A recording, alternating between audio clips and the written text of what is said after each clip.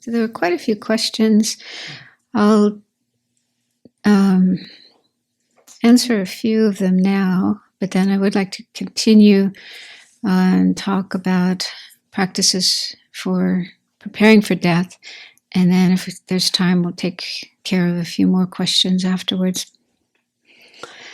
So one question, actually it was came in yesterday. It said, since we have limited time to practice, how do we find equanimity with bodhisattva activity and practicing to prepare for death? So that sounds quite similar to the question that I answered earlier about balancing working for others, helping others, as well as preparing for death. But just to reiterate, it is, of course, it's wonderful to work for others, benefit others, but we need to be careful that we don't get so busy helping others that we don't have time to take care of our own mind and work on our mind, reducing our disturbing emotions, increasing our positive qualities. Because otherwise, in our work, we might make mistakes. We might even do things that are harmful to others. And I was thinking, when I was living in Singapore, I heard of a Chinese Buddhist nun who was the director of a nursing home where there were elderly people. And by the sounds of it, she had a problem with anger. She had a really bad temper and was often getting angry, losing her temper. So it was quite difficult for her co-workers and also for the elderly people in the home. So on the one hand, yes, she was doing good work, helping these elderly people. But on the other hand, there was some unskillful aspects of her work. So it is important that we work on our own mind and work for others, do both. Another question, can meditating on emptiness be ideal when dying? Yes. If you understand emptiness, we have to first make sure we have a correct understanding of emptiness and also how to meditate on it. So if we can study, listen to teaching, study, develop a correct conceptual understanding of emptiness and how to meditate on it, then yeah, that's very helpful when we die. But there's other things as well that are really important, such as compassion, which might be a little easier than emptiness. I'll talk more about that later. Another question from yesterday was, would forgetting, losing memory of yesterday's events, also be considered subtle impermanence? Well, subtle impermanence does apply to our mind, as well as to our body and material things. So we mainly talked yesterday about how our body is changing and material things are changing every moment. So is our mind. So our mind is also subject to subtle impermanence, which means every single second, every single nanosecond, it's changing. In the sense that there are different experiences arising and they last just a tiny fraction of a moment and then they disappear. The next one arises and disappears and so on. So our mind, it is changing every moment. And then as for forgetting things, I don't know. I was just thinking, why is it some people have really good memories and other people don't? Other people have trouble remembering what they did yesterday, whereas other people can remember very great details from their childhood. There could be different factors leading to that. Some of it might have to do with our brain. There's certain conditions in the brain that might affect our memory or other kinds of illness. Also, mindfulness. And it's actually said in the teachings that our mind, not our brain, but our mind does store all of our memories of everything that we've done, not just in this lifetime, but also past lives as well. We have all the memories of all our past lives there in our mind, but we don't have access to those memories, mainly because our mind is just so crowded with all this other stuff from this lifetime.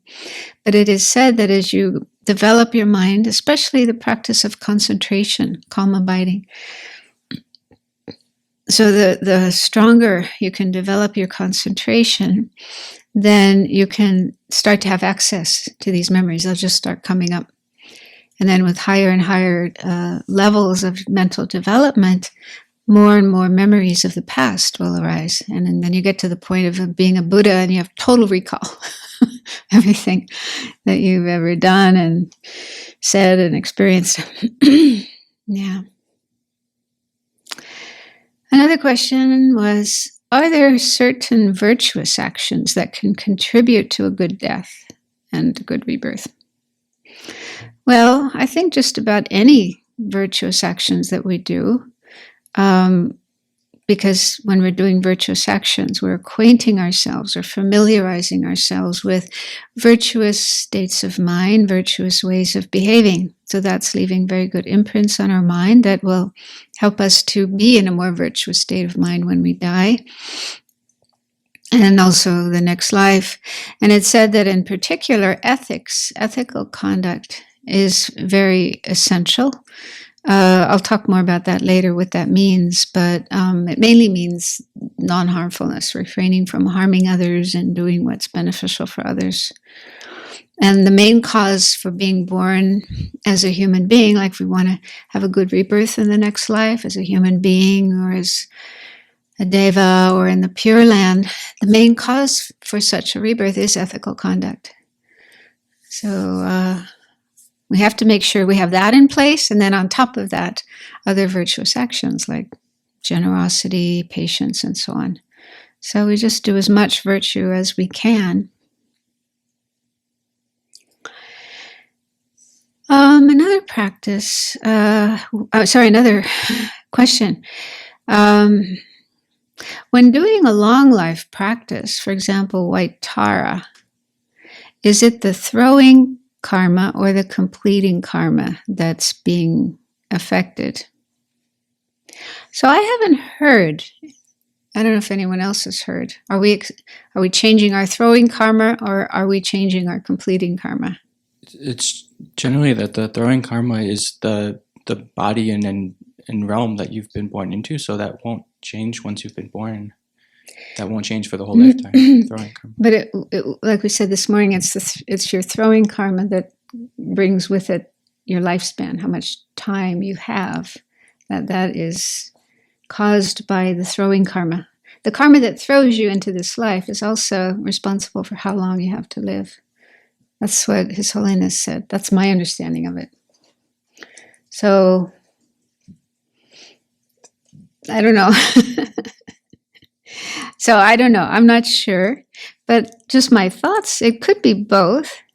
Because, for example, we were talking about clearing away life obstacles, and life obstacles seems to be more about completing karma. Yeah, like some destructive karma comes along that could shorten your life, or you run out of merit. So that's more about your completing karma. So if you're doing a long life practice and clearing away the life obstacles, then that seems to be more about completing karma rather than throwing karma. But then this is just my own thought, because it says these are practices found in Tantra, actually. I think this is in the context of Tantra.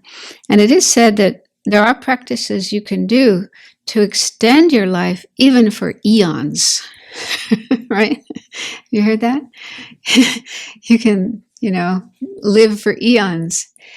And so that seems to be more about throwing karma, because the throwing karma for a human being could never be more than 100 or 120 years at the maximum. So to be able to go further than that seems like you're extending your throwing karma. But this is only my own thought, my own idea, and I don't really know for sure. Better to ask a lama. There's completion stage practice. No, well, they're in the lower tantras, like Kriya Tantra. The sutra does talk about Mahakasyapa still in the mountains waiting for Maitreya Buddha to come to present him with the robes. And he's going to be very tiny. He what? He's going to be very tiny. He's going to be very tiny. Because the people of Maitreya's Buddha's age is very huge. Well, that sounds like an arhat, because there is talk of arhats. There are certain arhats, those who have attained nirvana, who are in meditation, and they can be in meditation for hundreds of years, eons, something like that. But they're out of samsara, so they're beyond karma. So I don't think that is anything to do with karma. And his body is this life. The body? His body is of this life. He hasn't. His body is from this life. Yeah, that's a good point. So the body you have, if you attained arhatship in this life, you have a human body that was the result of your karma. Don't ask me. This is getting too subtle and complicated, profound for me to understand. But anyway, I really want to get back to practice, things that we can do to prepare ourselves for death. That's much more practical and relevant. Okay, so if you have your outline, we're now on letter E, capital letter E. These are just an assortment of things that we can do to prepare for death. And the first point mentions 4 tasks of living and dying, which are from a book called Facing Death and Finding Hope by Christine Longacre. This book's been around at least 20 years or so. It's a wonderful book. And she was a disciple of Sogyal Rinpoche, who himself did a lot of work for dying people. And she tells her own story in the book. Her husband got leukemia, and it sounds like they were both quite young, because I think he was only 25 when he died, so she was probably around that age or maybe younger. And so she was with him for the last year of his life as he was, dealing with leukemia. And then he passed away, and she was left with a small child and a lot of grief.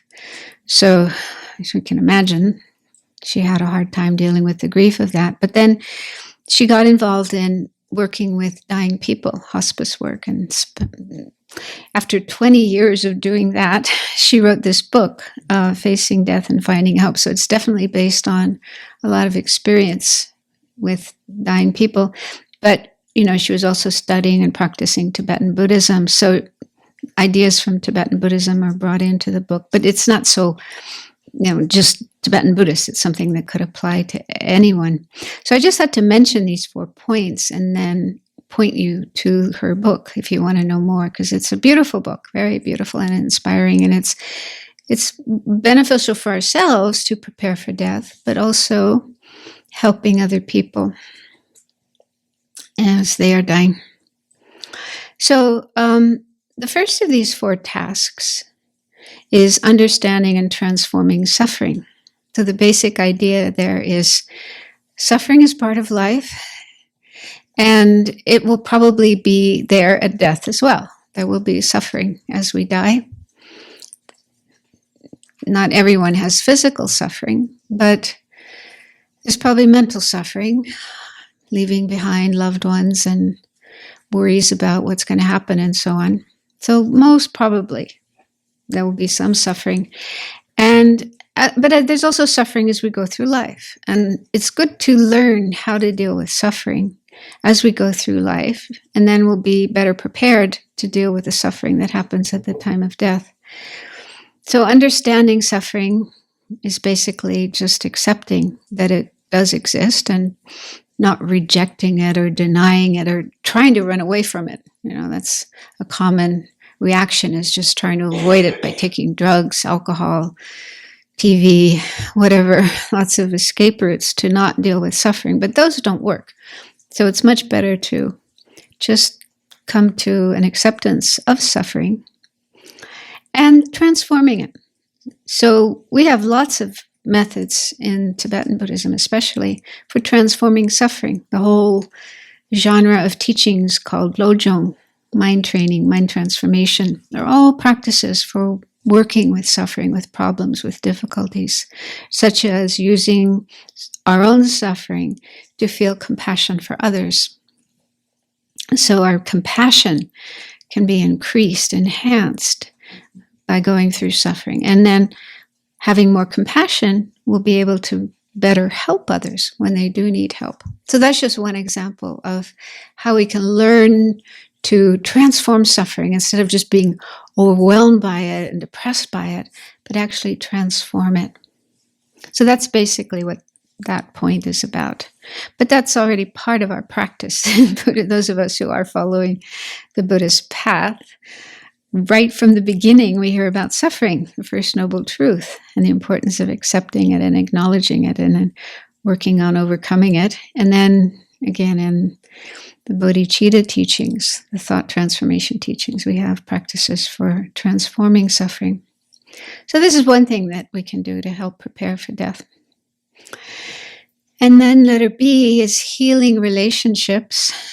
So basically this means if there are problems in our relationships with others, if we've had conflicts, disagreements, hurts, or others have hurt us or we have hurt others, it's important to take care of those before we die. Because otherwise, if we get to the end of our life and we have these unresolved problems, unresolved issues with other people, then that can cause worry, anxiety, guilt, forget the word, regret, or anger. We might still be hanging on to anger at a particular person because of something they did 50 years ago or 20 years ago or whatever. And what if that person shows up, and it's to say goodbye? So that would be quite risky. So it's much better to deal with whatever relationship problems we have as much as we can and not leave them kind of hanging there, because they most probably will come up in some way or another as we are dying. So it's best to take care of them as quickly as possible, since we never know when death is going to happen. So I feel incredibly grateful and fortunate that I was able to clear up my problems with my parents before they passed away. I had lots of problems with them during my life, mainly my side, but it took me years. I mean, thanks to Dharma, of course, working over the years on my feelings, my relationships, and so on. And so I was able to get to the point where I could really genuinely love them and tell them that I love them and feel appreciation for them. And I'm so glad I was able to do that before they died, because I know if they had died first and I still had this unresolved anger, and that it's very hard to live with yourself after that, right? So I remember too, Lama Yeshe once said that if there are any problems you have with your parents and you don't resolve those problems, you will not be able to make progress in your practice of Dharma. So that was quite powerful. That was probably one of the main things that pushed me to work on this. But it's also, it doesn't feel good. It doesn't feel good in your heart if you're holding on to anger or resentment or any unpleasant feelings. So it's really good to work on that as much as you can.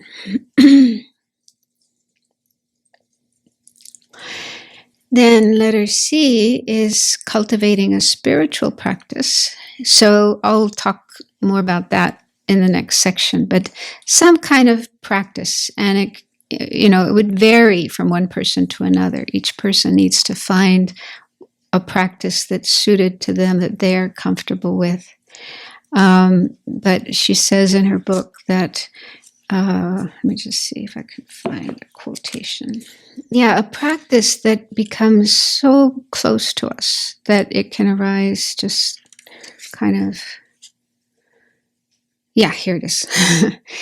Yeah, this is a quote from her book. Every religious tradition emphasizes that to prepare spiritually for death, it is vital that we establish right now a daily spiritual practice, a practice so deeply ingrained that it becomes part of our flesh and bones, a reflexive response to every situation in life, including our experiences of suffering. And another book about death and dying by Stephen Levine.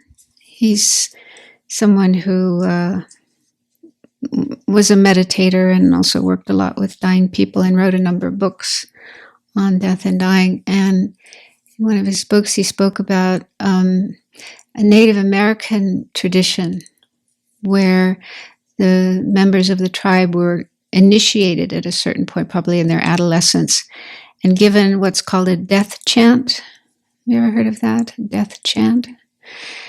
It's some kind, like a mantra. It sounds like a mantra, just something that they learn and then repeat.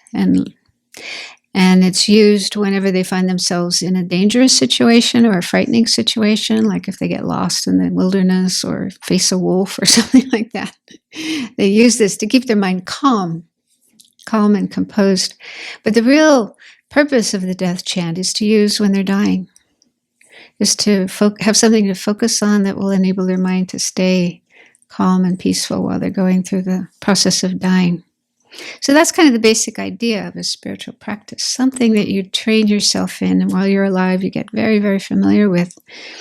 And then you can use that as you're dying, which could be quite a tumultuous experience, lots of stuff happening physically in our body, mentally. So maybe it's a bit like, being in the ocean, tossed by the waves, and we want something to be able to keep our head above water and not sink. Then letter D, finding meaning in life. So what this means is that some people don't have a clear sense of purpose or meaning of life. Like they don't really know why they're here. They just kind of go along with what everyone else is doing and what's expected of them, and without a deep sense of why and purpose in life.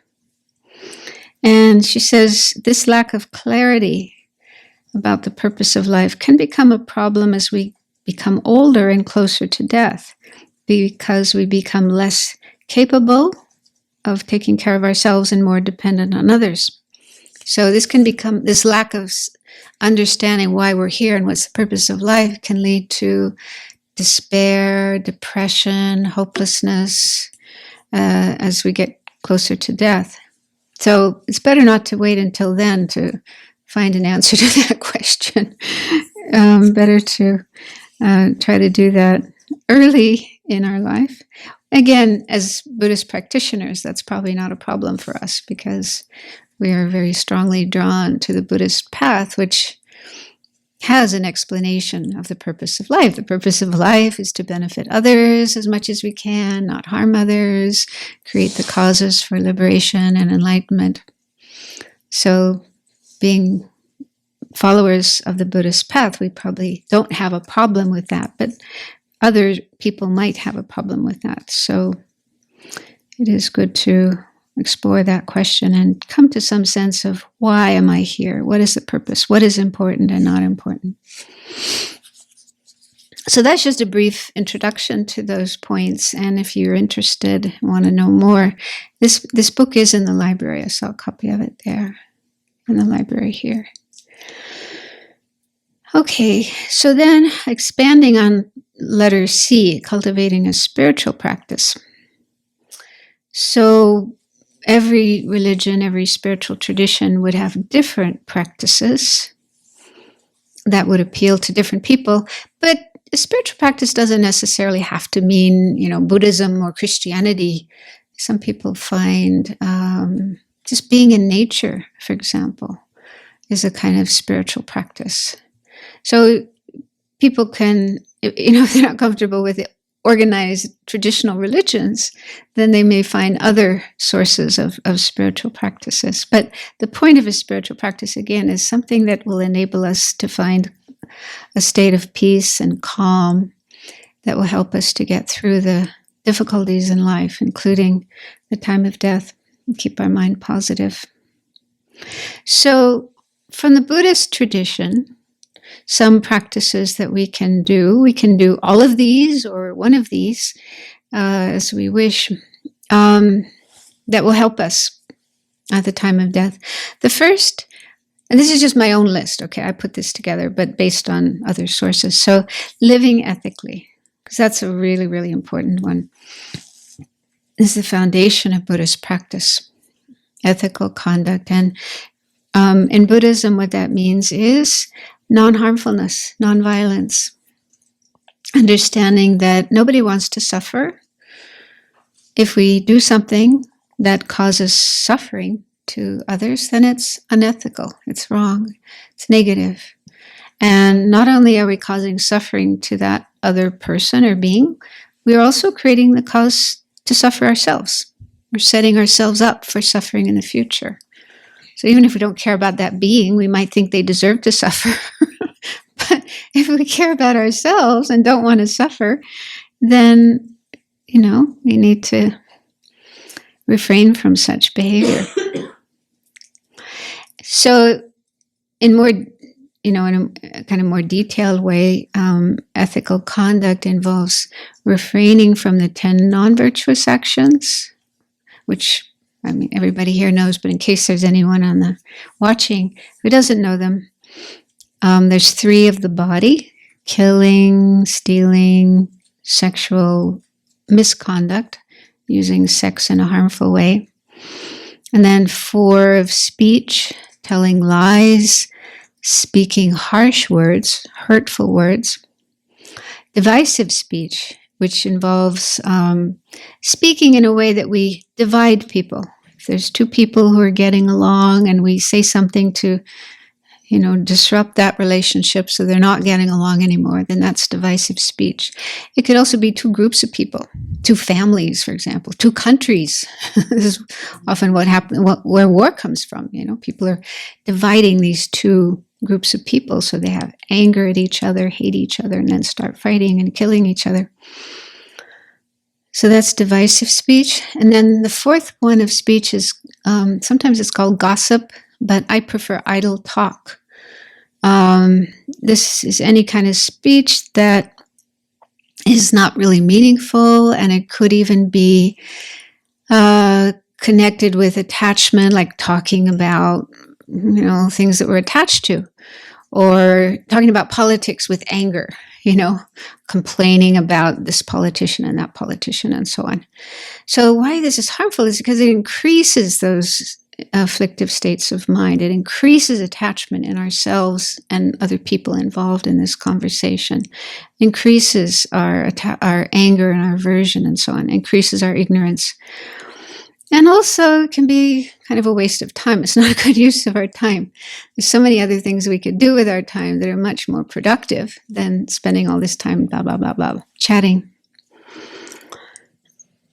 So we try to refrain from those actions of body and speech. And then 3 of mind are covetousness, which is when we see something that belongs to somebody else and we want it for ourselves. So we have this desire and we start plotting how we can get that. Oh, that camera, look at that camera she's got. Wow, I really like that. Maybe, I can kind of sneak into her room at night and get it, or ask her for it in a really nice way.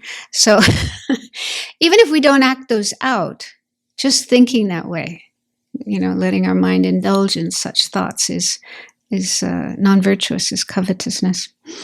And then the second one is malice or ill will. And that's when we have thoughts of harming somebody else. Oh, she did this to me. I'm going to get back at her. I'm going to do this. I'm going to do that. So again, we may never act out those thoughts, but just letting our mind go in that direction and have those thoughts without trying to counteract them. This is a non-virtue of mind. The last one is wrong views, which mainly means rejecting things that are true, and important for our spiritual practice, but we say, no, it's not true. I don't believe that. For example, karma. We say, there's no such thing as karma. I don't believe in karma. It's it's fake news. It's rubbish. Okay, we totally reject it. So it's not just doubt. We might have doubt about karma. I'm not sure, but it's further than doubt. It's actually saying, like closing the door. No way. I don't believe that. I don't accept that. It's rubbish. So something that's important for our spiritual practice and our spiritual development, and we reject it. We deny it. That's wrong views. So that's like the first step in ethical conduct is working on refraining from those 10 non-virtuous actions. And if we do that, if we refrain from those, then we're creating the 10 virtues. Yeah, so just by saying, oh, I can understand that killing isn't a good thing to do because it harms others and harms me. So I'm going to not kill. I'm going to make sure I don't kill anybody or anything, even little bugs. We try our best to avoid killing. So just by doing that, we are creating virtue. So that's another aspect of ethical conduct, is creating virtue by refraining from non-virtue. On top of that, we can take precepts. There's different levels of precepts in Buddhism. You don't have to shave your head and put on robes, but there are precepts for lay people, such as not killing. You can take a vow or precept that you will not kill, you will not steal, and so on.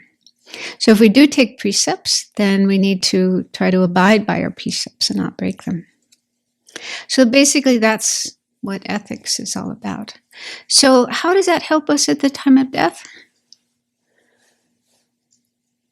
Any ideas? It's just a mind that has no remorse. I wish I could have. I'm sorry I didn't. So there's a lot of peace in the mind. There's no unfinished business. There's not things that we're sorry that we did that we never cleared up. Mm. Anyone else have something to add? Well, it would just create lots of merit and virtue, and the person who practiced that well wouldn't create non-virtue. So then they would just be happy their whole life, and they continue to be happy at the time of death, because the cause, like you mentioned, the cause of happiness is virtue. That's true. Yeah, I think we can all feel that way. Those of us who are living in a monastic life, you really feel joyful about this way of life. So you get kind of instant joy. It's not always easy, of course. There's problems, but compared to another kind of life where you may not be so committed to refraining from non-virtue and creating virtue, I think we have a lot of joy, a lot of happiness right here and now. And then, yeah, you're carrying that state of mind of happiness, virtue, right up to the end of your life. So it's naturally just like what you're used to, what you're familiar with. So that's makes it so much easier to have a positive, virtuous state of mind as you leave this life and go to the next one. So greater chance of peace, no regrets, happiness, joy. So yeah, being able to die with that state of mind. And then the second is studying spiritual teachings. So this is up to each person which spiritual teachings they are most attracted to. But it's really helpful to listen to teachings, read books containing the words of the great masters, Buddha, Shantideva, Lama Tsongkhapa, or Jesus, or different saints. So whoever spiritual teachings you're most attracted to, reading those, making yourself familiar with those is very, very helpful. Even just a little bit every day. People often have a book on the bedside table, and they read a little bit before they go to bed, or they read a little bit when they first wake up in the morning. So just acquainting our minds with the wise, compassionate words of spiritual teachers, then, yeah, they leave imprints there in our mind. And what we might find is when we face some kind of difficulty in our life, some kind of challenging situation, those words might come up as an answer, as advice for what to do with this situation, how to deal with this situation. Does that make sense? You probably all had that experience. These things will just pop up. And yeah, so then again, we're making ourselves familiar with words of wisdom that help our own wisdom to grow, help us to be more compassionate, help us to live our life better. So doing that during our life, there's a greater chance those will be the kind of thoughts that come up at the time of our death. And then letter C, taking refuge. This is what we do in Buddhism. We call it refuge. Making this commitment to follow the Buddha, the three jewels, Buddha, the one who achieved enlightenment, and like the teacher, the guide for our path, and then the Dharma, his teachings that we learn and try to practice as much as we can, and then the Sangha, which in an ultimate sense refers to Aryas, those who've directly realized emptiness, but we don't always know who an Arya is, practically. So as a representative of the Arya, we have the ordained Sangha, the monastic Sangha, monks and nuns, and those who are trying as much as they can to live their lives in accordance with the Buddha's teachings and serve as teachers and guides for others, as examples for others to follow, and so on. So we have these three objects of refuge in Buddhism. And after studying Buddhism for a while, people will sometimes come to the point where they feel they want to make a commitment. And then they can go through a ceremony to formally declare their commitment. We call that taking refuge. And so that's a whole topic in itself, which I'm sure if anyone is watching and doesn't know about that, there must be resources on YouTube. Yeah, lots of teaching. Yeah, lots of teachings on the Sravasti Abbey or Tipton Children websites on taking refuge. But anyway, this is helpful as we die, because at that point in time, quite possible we'll feel frightened, overwhelmed, in need of help, in need of guidance. And if we've already established a connection with an object of refuge, such as the Buddha, Dharma, and Sangha, and it could also be just one of the objects of refuge. Say, it doesn't have to be all three, but even just the Buddha, or one of the individual Buddhas like Medicine Buddha, Tara, Chenrezig, and so on.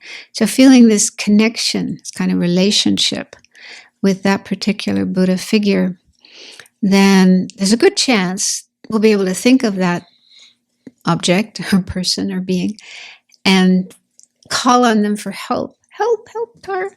And just that itself can give us some comfort that we're not alone having to face this difficult situation all by ourselves, and there's nobody there to help us. But there's someone there to help us and guide us and get through that. And if we do take refuge at the time of death, it's actually said in the Lam Rim that it's guaranteed our next rebirth will not be in one of the three unfortunate realms. Yeah, so there's always that possibility, because we have some negative karma in our mind that could ripen and throw us into one of the unfortunate realms. But if we can remember to take refuge as we die, even in just one object of refuge, that's a protection. That's like holding us so we don't fall into an unfortunate rebirth and have a good rebirth instead. So that will give comfort both at the time of death, but also for what comes next, our next rebirth. And letter D is mindfulness. This is quite a popular practice these days. Some people are not so comfortable with devotional practices, prayers and deities, and maybe they had some unpleasant experience with another religion and they're kind of hesitant about getting involved in that kind of practice. Whereas mindfulness is kind of secular in a way. You don't really have to do any prayers or believe in any figures. It's just something you do moment by moment. The real purpose of mindfulness in Buddhism, the real meaning of mindfulness practice, is paying attention to our mind and being on the lookout for the arisal of disturbing negative thoughts and emotions like anger, attachment, jealousy, arrogance, and then not allowing the mind to just go with those disturbing emotions and instead turning the mind in another direction, a more positive direction.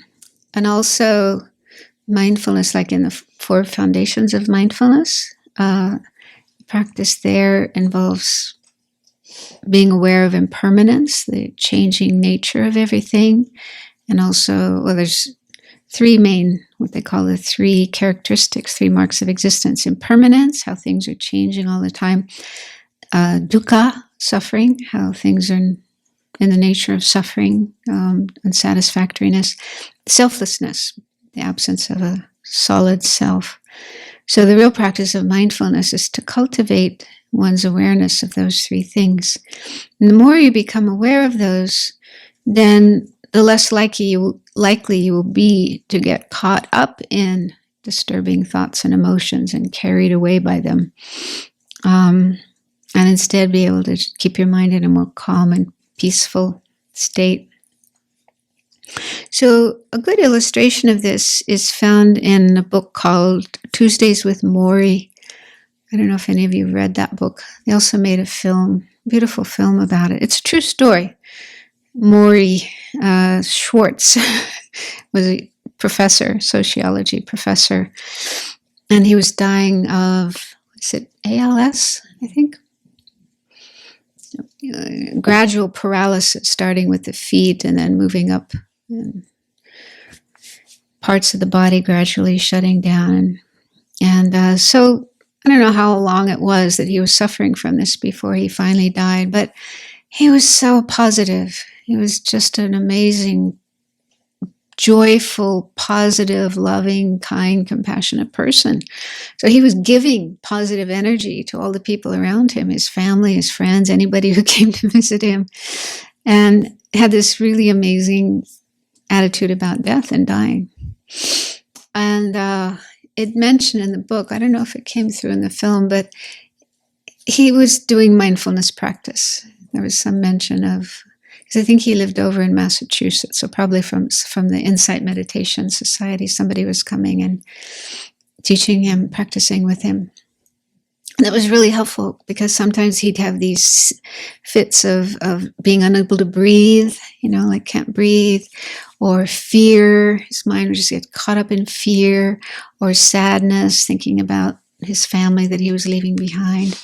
So these strong, painful experiences would come up, but he would use mindfulness to just observe what was happening and understand that it was temporary, transitory, and be able to ride with it rather than get overwhelmed by it, and then it would pass. So that's a very helpful practice to use at the time of death, but to be able to do that at the time of death, it's important to learn how to do it while we're alive. Since death could happen very quickly, and suddenly we may not have time to learn such a practice before we die. So it's much better to start now. And then letter E, meditations on loving kindness and compassion. So Lama Zopa Rinpoche has often said that the best state of mind we could have as we're dying is compassion, having compassion for others, loving kindness and compassion.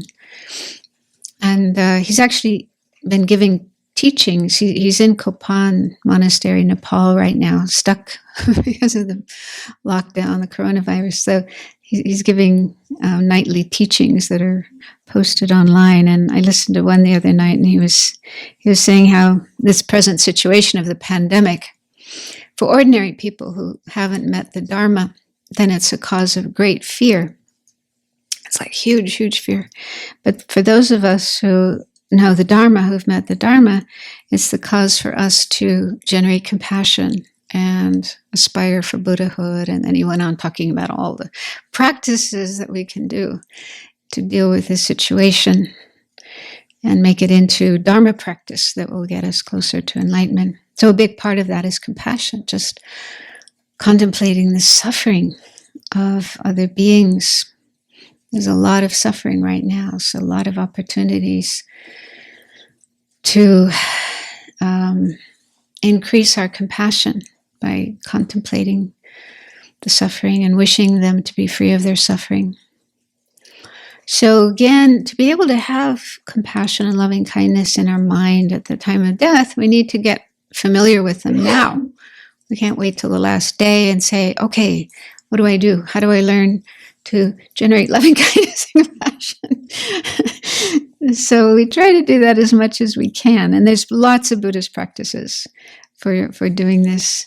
But we just need to do it. We need to work on this, make a regular practice of generating. And like here, and what's advised for those following the Abbey education programs is starting first thing in the morning when you first wake up and generate this feeling of kindness and compassion for others, and then aspire that today everything I do may it be beneficial for others and at least not harmful for others and be a cause for enlightenment.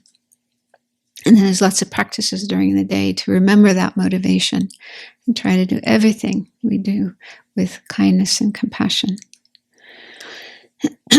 So if we generate these feelings more and more and more, make them just our default mode, you might say, then just easily and naturally, that's what's going to come up at the time of death.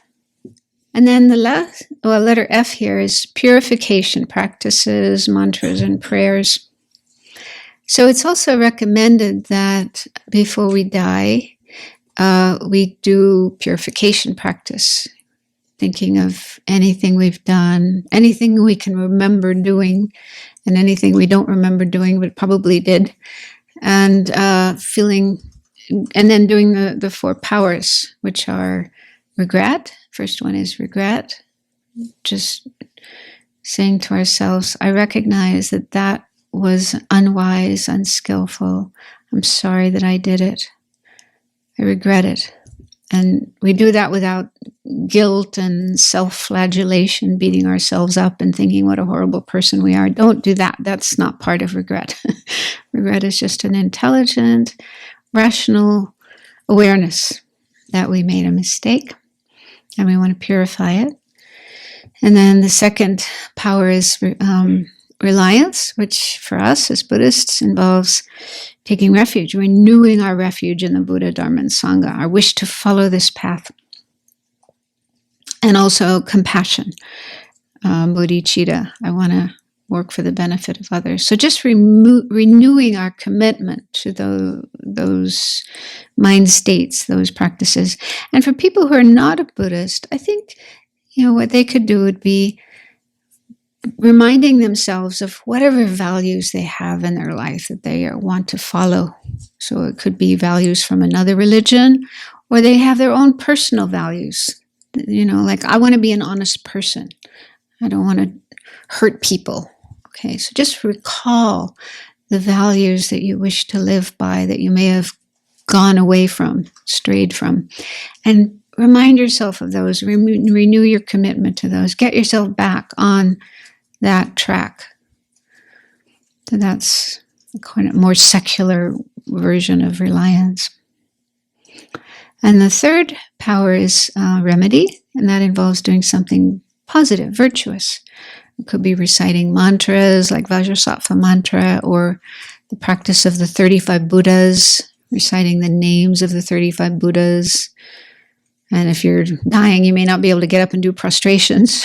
But this is prostration. Even to put our hands together like that is a way of doing prostration. So you might be able to manage that. And even if you can't manage that, just mentally, you can imagine yourself doing prostrations to the 35 Buddhas and reciting their names. But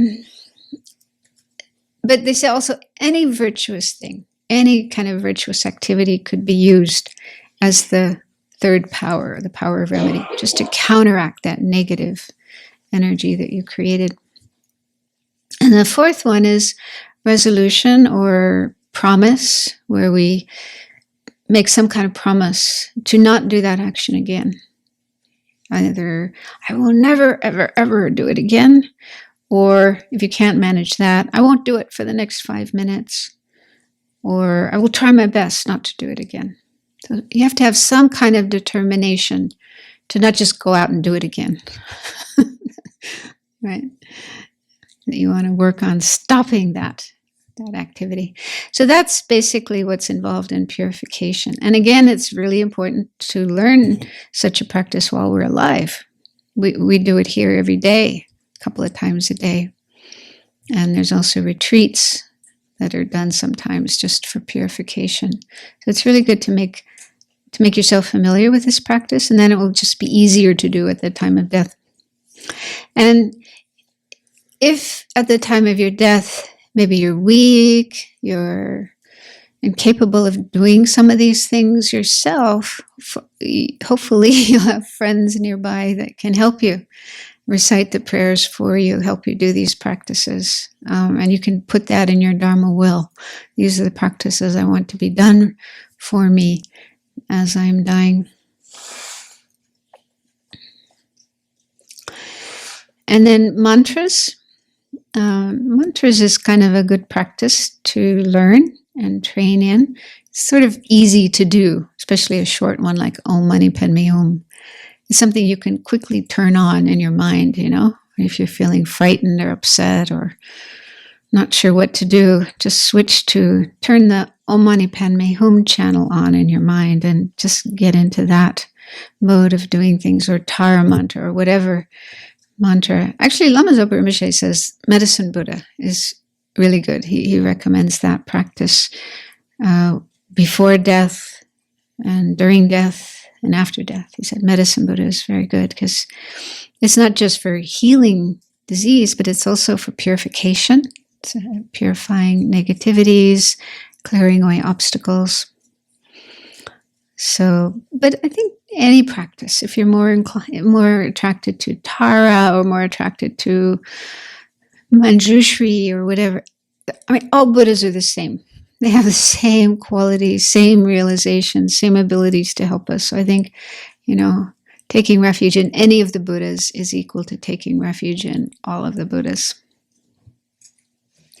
And prayers. Prayers is also very helpful. If we, learn prayers by heart and we can recite them even without having to look at a book. So that's a very helpful way of reminding ourselves of our spiritual ideals and goals and beliefs and practices and keeping our mind in a positive state. So again, these are practices we can learn, get familiar with while we're alive, and then there's a good chance we'll be able to do those as we're dying. And then let's look at the next section, which is letter F, the 5 powers. These are found in a text, a mind training, Lojong text called the 7-Point Mind Training, which I think is found in all traditions of Tibetan Buddhism. Seems to be all the traditions have this teaching. The author was Geshe Chekawa. Pema Chudran, I think, made this sort of famous in a way. She teaches a lot about this text, and in particular, Tonglen, the practice of Tonglen. So she's kind of made it famous. But there's many, many books, many commentaries on this. So within the text, the 7-Point Mind Training, one section is on these 5 powers. There are 5 practices, actually, and we can practice them during our life, but then it's also good to practice these as we're dying, and there's special ways of doing them as we are dying. But of course, it's better to practice them already while we're alive, so we have familiarity with them. So the first is the power of the white seed. This involves giving up attachment to our possessions, make offerings of them, like giving them away. Meditate on refuge in the 3 jewels. Generate positive thoughts such as bodhicitta. Reaffirm your commitment to whatever spiritual goals and values you cultivated during your life. So I think white seed basically means virtuous seeds or imprints in our mind. So we try to plant as many of those in our mind as we can before we die. And these are just some examples of how we can do that. Giving things away, taking refuge, generating bodhicitta, So we're planting lots of white seeds in our mind before we die. And then number 2, power of intention. So this means making sure you have a really strong intention about the future, continuing to practice Dharma and so on. So some examples here are generating strong positive resolutions, such as not allowing your mind to come under the influence of negative, disturbing emotions. I'm really going to make sure my mind doesn't get taken over by anger or attachment or fear. So just making determination to protect your mind from those. Or not letting your mind be separated from bodhicitta. Just make sure that you keep that attitude in your mind as much as you can. In general, approach death in a positive state of mind, such as wanting to use the experience to create the causes for enlightenment and help all beings. Okay, so Lama Zopa Rinpoche often talks about accepting your death for the benefit of all beings, something like that. I don't remember the exact words, but using this whole experience of death and dying as part of your practice, such as Tonglen practice, taking on the suffering of others so that they can be free of that suffering. So transforming the experience of dying into the path. So an example here is thinking, no matter what happens, may I always have love and compassion for all beings and use every experience that occurs to get closer to enlightenment for the benefit of all beings. So these are just suggestions, but we can make our own. The point is to have strong determination to always keep our mind in the Dharma, on the path as much as possible, even when we're dying, even while going through that experience. Then number 3, the power of counteracting negativity.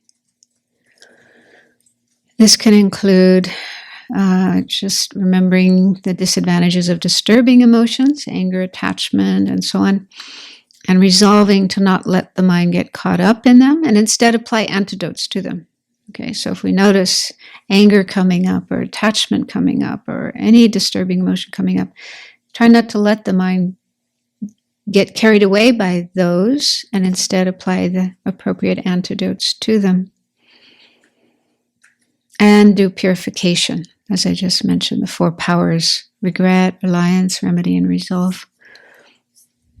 So it's really recommended that we do purification practices before we die and get others to help us to do those, just to make sure we clear out any remaining negativity so our mind is as clean and pure as possible going to the next life.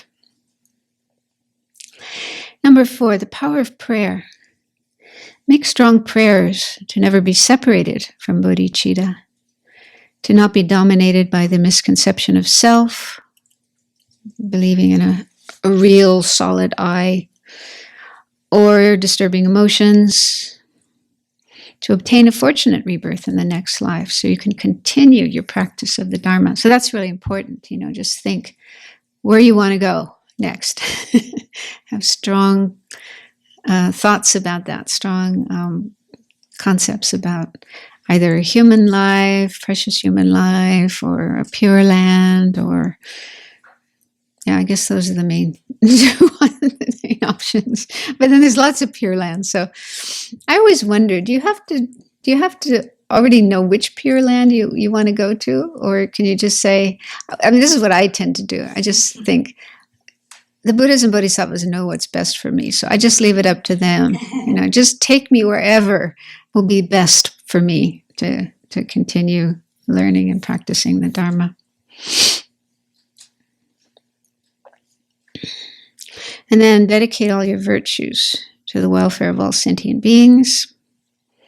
You can also pray that by undergoing whatever suffering occurs at the time of death, all the negative karma, obscurations, and so on of yourself and all other beings will be purified. So whatever suffering you have, you can imagine all sentient beings suffering, negative karma, obscurations is coming and absorbing into your suffering. And that by you experiencing this suffering, all of that gets purified, clear away. They are free. So that's making suffering into something meaningful and virtuous, beneficial. Then number 5, power of familiarity. So basically what this means is whatever we're most familiar with or habituated to is what will arise most easily and naturally in our mind. If we're familiar with anger, anger will arise easily again and again. But if we're familiar with compassion, that is what will arise most easily and frequently in our mind. So during our life, we generate as much love and compassion as possible. But we can continue doing this while we're dying. Just really make our minds familiar with these positive states. We can also utilize whatever difficulties we face at the time of death to reflect on the teachings. For example, remembering the suffering nature of samsara, generating renunciation, determination to be free, and developing compassion for all beings. And then it says, when the time of death comes, lie on your right side with your right ring finger blocking your right nostril. This is the position called the lion posture, and it's the position the Buddha adopted when he was having parinirvana, passing away. So it's recommended that we try to die in that position if we can. It may not be possible.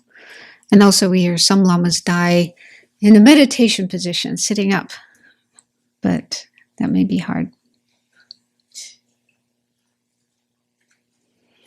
Meditate on Tonglen, taking and giving, and on the emptiness of true existence of all things.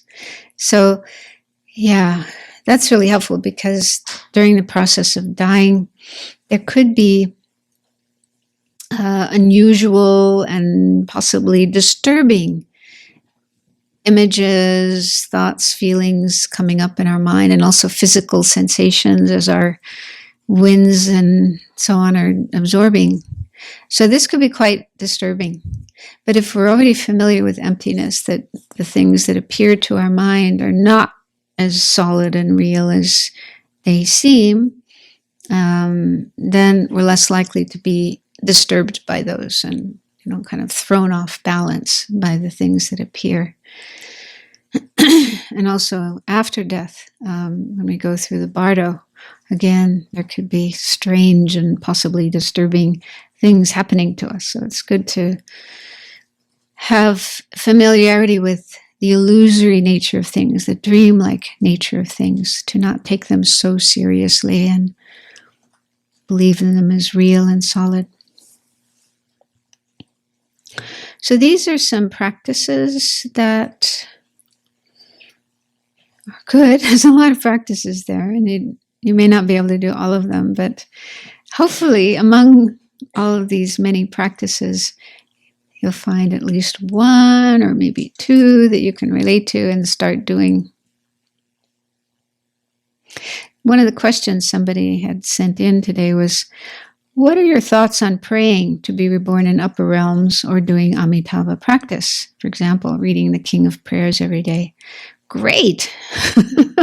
Good. Do it. But it's also not enough just to pray. I mean, if you say lots of prayers to Amitabha, please, Amitabha, may I go to your Pure Land? Please, please, please, take me to your Pure Land after I die. You may do that thousands of times every day. But then you go out and do mischief, stealing, lying, sexual misbehavior. Is that going to work? No. So we need to complement prayers with actual practices, especially ethics, living ethically, generating loving kindness and compassion, being helpful to others, not harmful for others, and so on. So that's really, really important, and not just prayer. The Dalai Lama often talks about that. He says, don't just pray, do things.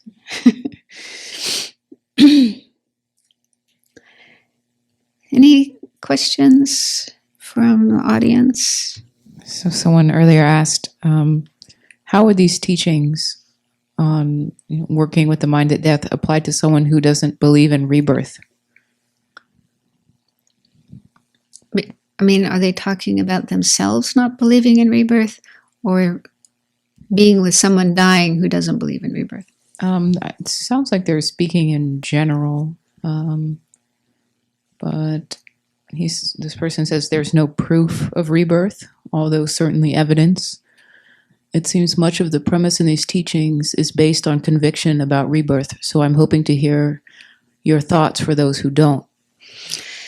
Yeah, I mean, in Buddhism, it's definite. There is rebirth, but although, the Buddha did say, don't just believe what I said, investigate it for yourself. So while you're in the process of investigating and trying to check, if you can accept the teachings on rebirth or not, you can still do many of these practices because, for example, living ethically, whether there's another life after this or not, if you can live ethically, your life will go better. Yeah, because you're not doing so many harmful things to others, harming them. You won't have so much regret and worry and bad feelings about yourself. Your mind will be happier and more peaceful. So that brings benefit here and now, whether there's another life or not. Living ethically is good for us. And also loving kindness and compassion for others. That's also something that's good for here and now, for this very life. It's good for us, it's good for others. So I think a lot of these practices are valid, whether there's another life or not. And spiritual teachings, a lot of spiritual teachings, again, are advice for how to live in a meaningful way, in a satisfying way, in a fulfilling way, how to find peace and happiness here and now. Mindfulness as well. Mindfulness is something that brings benefit here and now. So I think all of these practices, if we do them, will benefit us right now in this present life. And then with the question of another life after this one, it's good to be on the safe side. It might be true. You might have another life after this one. We can't know for sure if rebirth is true or not. There's no way we can know for sure right now. And if you think, well, maybe there will be another life after this one, and you live your life on that assumption, you're not going to lose out. Because you'll live a good life. And if there is no life after this one, well, that's fine too. You'll still be happy at the time of death. So I think it's good to think, maybe it's true, and work on that assumption. And keep investigating as well. There's lots of material from different sources, different books about rebirth, containing stories of people who remember past lives, near-death experiences, and so it's good to look into those, investigate those, rather than just, there's no proof, so forget it, not true. Just because proof, what people usually mean by proof is they want some kind of hard scientific proof, irrefutable proof. I don't know if that will ever happen, because the whole Western science is basically about material phenomena, physical phenomena, investigating material things like the brain, like the body. Whereas the mind, the consciousness, is not a material thing, not a physical thing. So what kind of proof can we have for its existence? Except our own firsthand subjective experience. We do have a mind. We can see it just by looking. It's right there. But then the question is, what happens to our mind when we die? We don't know for sure. But just since it might go on, it doesn't hurt to consider that possibility and live as if it does go on. And another question is, could you recommend practices for those who were unable to reconcile with their parents so that they might progress on the path?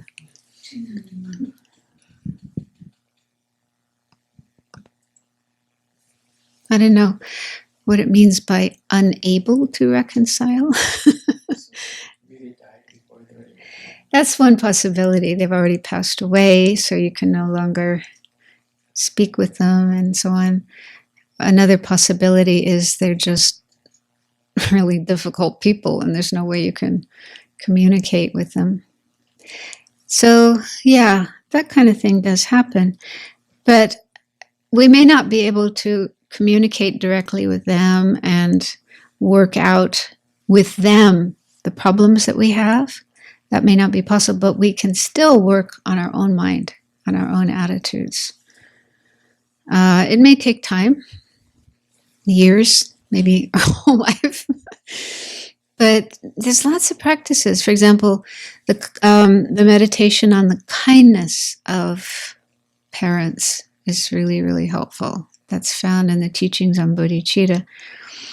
We contemplate what our parents have done for us, even if they didn't do much. Sometimes parents give birth to a child and then put him in a garbage can, or dump the child and never take care of them. So that kind of thing does happen. But still, they give us a life, right? They did give us this body with which we are able to live our life and do whatever we do in life. So just that itself is something to be grateful for. And as far as the other things that they didn't do or they did do that may have been very harmful or neglectful, I mean, it's not to excuse them or condone them, but just to understand they're human beings. They're not enlightened beings. They're not Buddhas. They have their stories. Maybe they were treated badly. They may have had really difficult lives and just a lot of suffering, a lot of confusion, a lot of pain, and a lot of negativity. And so learn forgiveness, kindness, compassion. Again, it's something that could take years to work on, but it is worth working on that. So try to find some way of forgiving, having compassion, patience, loving kindness. So try to develop those qualities. I mean, it's a long process. I can only say a few things here, but it is possible. People do it. And it's worth doing, just to be able to let go of negative feelings you might have, which are really painful. They're bad. And that's the one thing that's really helpful, just to understand that if you don't forgive, if you hang on to anger and resentment and blame and all those kind of feelings, you're making yourself suffer. It's like you're holding on to hot coals in your hands. Ouch, this hurts, but I can't let go of them. But you can. It is possible gradually to work on letting go of those painful feelings. And you're doing a service to yourself. This is good for you. So even if your parents have already passed away, or even if they're just such that you can't communicate with them, even if you try, maybe they don't want to talk to you or whatever, but you can still do this in your own mind. And if you can't do it on your own, therapists can help, or spiritual teachers. Talk to spiritual teachers, so get help from others. Anyone here have a question or comment or something they'd like to add? Having gone through this challenge myself with my mother and father, who gave me basically away when I was so young, for me it was helpful to reflect upon what have they done, even if it wasn't towards me. But for example, two very helpful thoughts was my father was very active. He helped people survive in the Second World War by finding food, for example. And later on in East Germany, he continued providing food for people. Or my mother, who was very, very sick and she nearly died. And then the doctor said to her she may not live longer than 3 years from here on. She had cancer. And then she said, but I want to live as long as my daughter and my son, the youngest one, have turned 15 or 16. And she made this really strong determination. Yes, I want to live that long. And she was very, very sick, but she lived that long and was there for them. I found that very, very loving. Yeah, it is helpful to learn more about our parents because when we're little kids, we might think we want our parents to be perfect and do everything right and never make any mistakes and be just the way we want them to be. And if they're not like that, then we feel very disappointed, maybe angry and blaming and so on. And I mean, as a child, it's difficult to understand that your parents have their own stories. But I found it really helpful myself to just learn more about their stories and their lives, especially my father. He had a really, really, really difficult life. And learning about that and contemplating that, it really helped me understand why he was the way he was. Then I could feel much more forgiveness and love, also really love and compassion and wanting to help him rather than blaming him. So actually, one thing I encountered a number of years ago, there's a woman named Louisa Hayes. Have you heard of her? She's kind of a bit of a New Age teacher and motivational speaker or whatever. So I got a hold of this meditation that she had led, in which you imagine your mother and your father as little kids around the age of 3 years old, 4 years old, and they're crying and lost and something, like that, And I found that so helpful just to think they weren't always these big people who I wanted to be perfect and so on, but they were little kids too, needing love and kindness and compassion from their parents and maybe not getting it and getting all kinds of other painful stuff in their lives. So that really helped. That really helped to turn my mind around about my parents. So, yeah. They had a difficult life too. They have their limitations. They're just samsaric beings trying to do the best they can.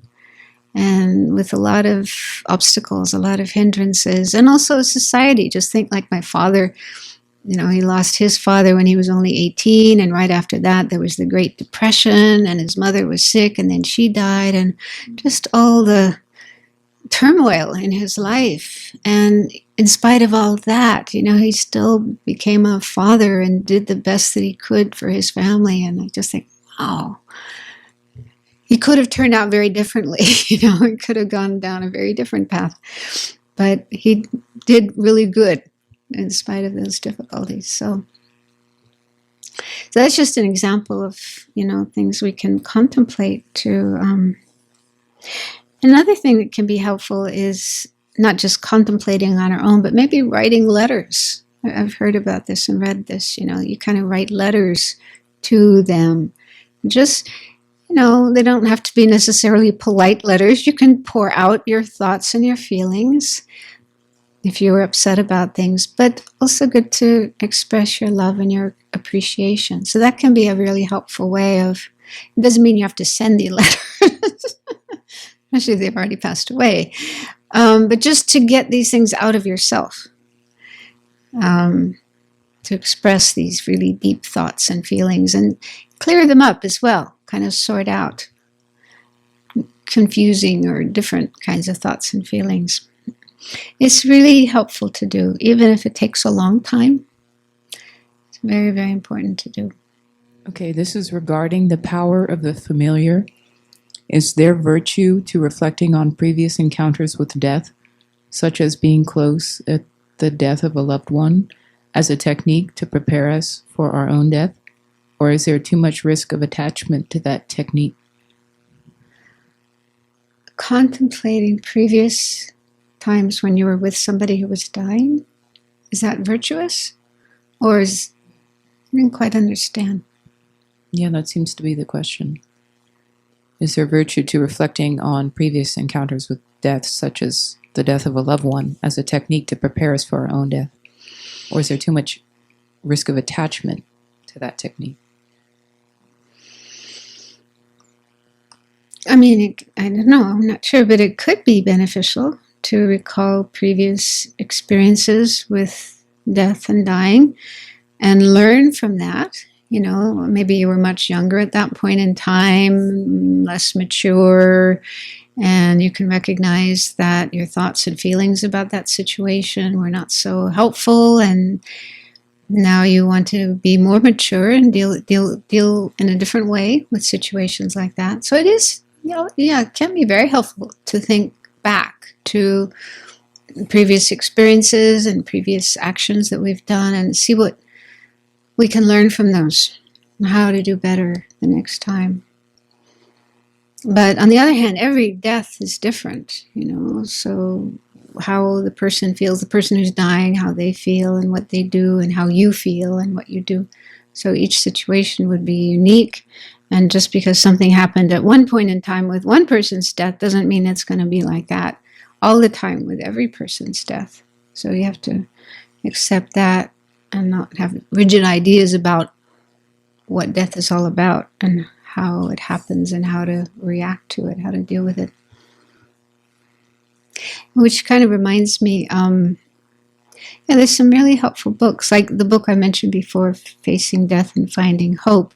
She includes lots of stories, real stories of people dying and how she dealt with them and how they dealt with death and so on. So that can be helpful to read stories of death and dying, and as a way to prepare for dealing with your own death and dealing with the death of other people. And another book that came out just a couple of years ago called Advice for Future Corpses and Those Who Love Them. It's in the reading list. At the end of the outline, there's a reading list, so that one is in there. And the author of that book is Sally Tisdale, I think. Sally Tisdale. And she lives in Portland and is a hospice nurse, palliative care nurse. So she's had lots of experience with death and dying. And she's also a Zen priest, I think is the word, practitioner and also teacher and priest. And that's an interesting book. Again, there's lots of real life stories of people dying. And she kind of goes through the different stages, like when somebody first finds out that they have a terminal illness, and then as they're approaching death, and dying during death and after death and so on. So the different things that can happen at different stages of that process, both for the person who's dying and also caregivers. And a lot of advice on what to say and what not to say. Sometimes people can be very well-meaning and, want to help somebody who's dying, but the way they talk, things they say or things they do are actually very unhelpful. So it has some useful advice in there about that. And also Elizabeth Kubler-Ross's books. She's written a number of books and based on a lot of experience with dying people. So there's lots of books out there on helping people who die. Is there also something like guided meditation on the faces when you go through the bardo? Because I have an audio what I listened to several times that really leads you what kind of appearances may come when the different stages of dissolution appear, and it encourages you to remember that these are just appearances and so on and so on. So I found it helpful, but it's in German, so I don't know if in English something like that exists too. The bardo or the death process? The death and bardo process. Yeah, this is actually what's next. We don't have time for it today. But the 8 stages of the process of dying. So I thought maybe tomorrow morning, that'll be our last session. Is there also a meditation tomorrow? Okay. So maybe I can talk. Who's leading meditation? You are. Okay. So I'll talk about the 8 stages, and then during the meditation session, you can do a meditation on that.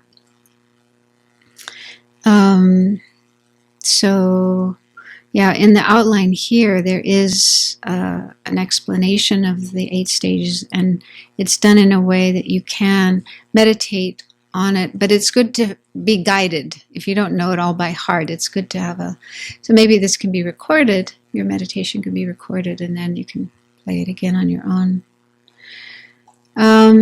Yeah, so we'll do that tomorrow. And then also look at how to help other people who are dying. So that pretty much covers most of the material that I wanted to cover, but quickly. I hope today wasn't going too fast for you, but there are books on the recommended reading list if you do want to know more about these topics.